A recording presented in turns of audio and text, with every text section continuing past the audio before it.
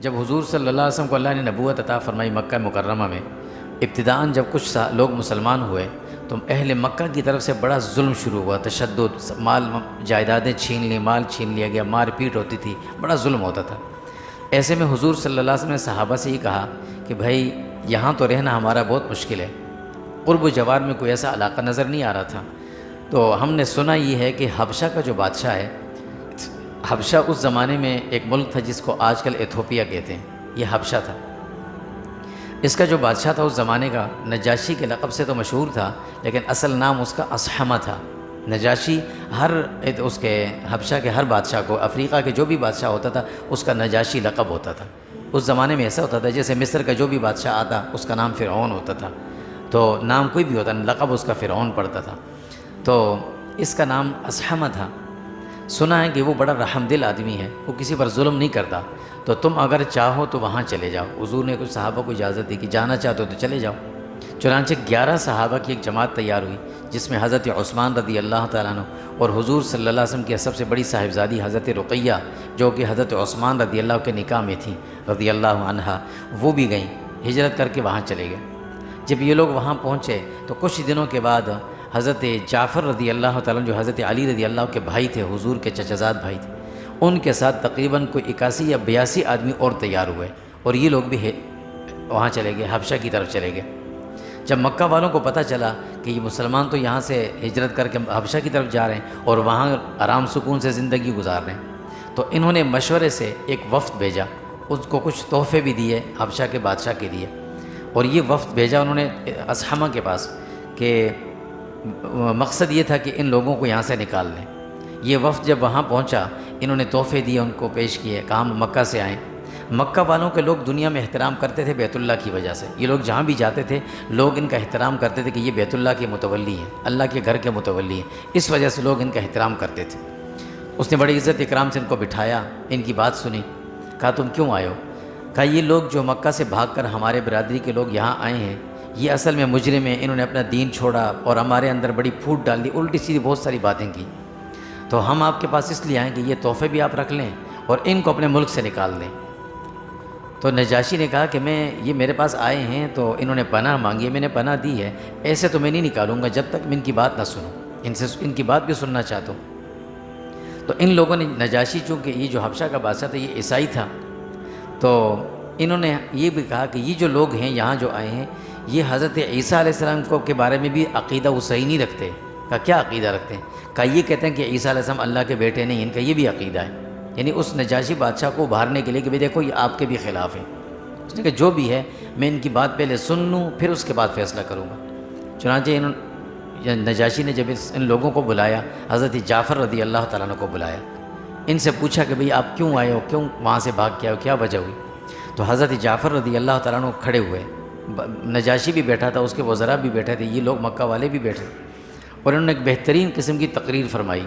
اور اس میں سارا اپنا عقیدہ بتایا۔ سب سے پہلے یہ کہا کہ ہاں دیکھو ہم ظلم میں تھے، کفر میں، اندھیروں میں تھے، ظلم کرتے تھے، بچیوں کو دفن کر دیا کرتے تھے، ساری اپنی برائیاں بتائیں۔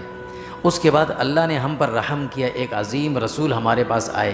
اور اس رسول نے آ کر ہمیں سارے راستے بتائے، اچھی باتیں بتائیں، یہ بتایا، ساری تفصیل بتائی، اور پھر ساتھ سورہ مریم کی کچھ آیتیں اس وقت نازل ہو گئی تھیں وہ پڑھ کر سنائی، اور ساتھ میں یہ بھی کہا کہ اس نبی نے ہمیں یہ کہا ہے کہ عیسیٰ علیہ السلام اللہ کے عظیم رسول تھے، انہیں کسی نے شہید اور قتل نہیں کیا، وہ آسمانوں پر ہیں، واپس زمین پر ہیں، یہ ساری بات بتائی۔ اب نجاشی جو تھا یہ خود عیسائی تھا اور اپنی کتاب کا، انجیل کا عالم بھی تھا۔ اس زمانے کے بادشاہ جو ہوتے تھے وہ اپنی جو شریعت اور کتاب ہوتی تھی اس کا علم بھی اچھا رکھتے تھے۔ اس نے جب یہ ساری باتیں سنی تو بڑا متاثر ہوا، تو اس نے یہ کہا کہ اچھا یہ ساری باتیں وہی ہیں جو ہمارے عیسائیت مذہب کی بنیاد میں یہ چیزیں تھیں، اب تو ہمارے عمل میں نہیں ہیں، لیکن یہ باتیں تو بالکل صحیح کہہ رہے ہیں اور یہ صحیح بتا رہے ہیں، اور مجھے یہ یقین ہے کہ ہماری کتابوں میں جس شخص کے بارے میں حضور صلی اللہ علیہ وسلم کے بارے میں تورات میں اور انجیل میں بشارت تو موجود تھی کہ آخری نبی ایسے آئیں گے،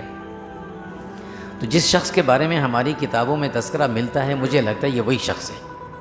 اب ایسا مکہ والوں سے کہا کہ تم اپنے تحفے لو اور یہاں سے واپس جاؤ، نکل جاؤ یہاں سے، ان لوگوں کو میں نہیں نکالوں گا، یہ جب تک یہاں رہیں گے، میرے ملک میں رہیں گے، آسانی بالکل سکون کے ساتھ، سہولت کے ساتھ رہیں، جب یہ خود جانا چاہیں گے میں ان کو بھیج دوں گا، میں نکالوں گا نہیں ان کو۔ یہ لوگ مکہ والے واپس آ گئے۔ پھر نجاشی نے اپنے بڑے بڑے پادریوں کو بلایا، 70 آدمیوں کو بلایا، اور ان سے یہ کہا کہ تم جاؤ اور مکہ میں اس شخص سے مل کر آؤ اور اس کی پوری بات سن کر آنا اور پورے احوال لے کر آنا کہ کیا واقعی یہ وہی شخص تو نہیں ہے جس کے بارے میں ہماری کتابوں میں تذکرہ ملتا ہے۔ چنانچہ جو یہ وفد آیا جو عیسائیوں کے پادریوں کا تھا، حضور صلی اللہ علیہ وسلم سے ملا، تو حضور نے اس وقت سورہ یاسین کی کچھ آیتیں تلاوت کر کے ان کو سنائی۔ جب ان کو حضور آیتیں پڑھ کے سنا رہے تھے تو یہ پادری رو رہے تھے، سن کر روتے تھے اور ان کی آنکھوں سے آنسو جا رہے تھے۔ اللہ نے اس کا ذکر فرمایا کہ ترا اعینہم تفیض من الدمع، کہ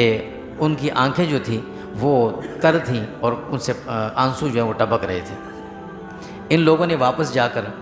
نجاشی سے کہا کہ واقعی وہ وہی ہے جس کے بارے میں ہماری کتابوں میں تذکرہ ملتا ہے، ایسا ہی ہے۔ نجاشی نے حضور سے کو دیکھا نہیں تھا، ملاقات نہیں کی تھی، لیکن یہ مسلمان ہو گیا تھا، یا حبشہ کا بادشاہ۔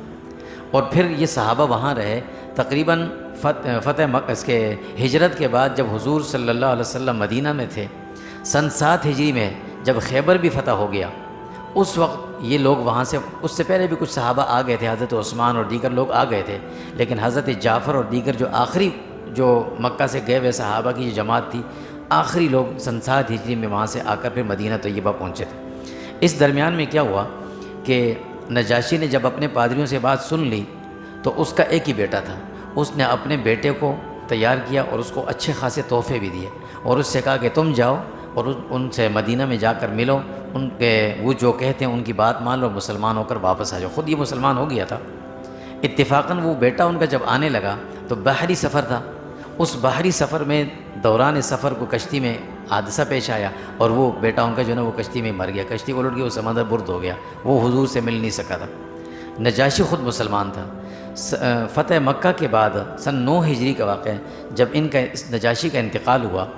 تو حضور صلی اللہ علیہ وسلم اس وقت مسجد نبوی میں تھے۔ حضور کو اطلاع ملی، حضور نے صحابہ کو میں اعلان کیا کہ بھائی تمہارے بھائی، یہی لفظ ہے، تمہارے بھائی نجاشی کا انتقال ہو گیا، ان کی نماز جنازہ پڑھنی ہے۔ حضور نے اپنی زندگی میں، پوری زندگی میں ایک ہی آدمی کی غائبانہ نماز جنازہ پڑھی تھی، وہ اس کی پڑھی تھی۔ مسجد نبوی سے جب آدمی باہر نکلتا ہے، قبلے کی سمت پر آتے تو آگے ایک چھوٹی سی مسجد بنی ہے